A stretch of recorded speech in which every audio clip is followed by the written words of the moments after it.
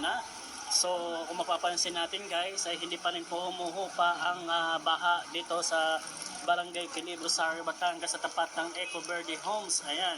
At patuloy na may mga nagbabayanihan na kung mayroon pang mga maisasalbang mga gamit dito sa mga pwesto dito sa tapat ng Eco Verde Homes. Ayan.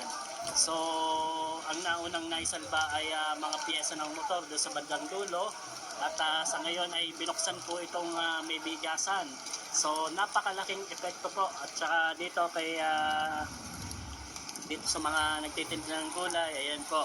Sa ngayon po ay patuloy na isinasalba pa ang mga maaaring mga gamit na mapapakinabangan pa. So, patuloy po tayo maging alerto sa mga darating pang mga oras at sa ngayon ay nakakaranas pa rin ng malakalakang pag-ulan at malalakas na hangin dulot ng bagyong Christine.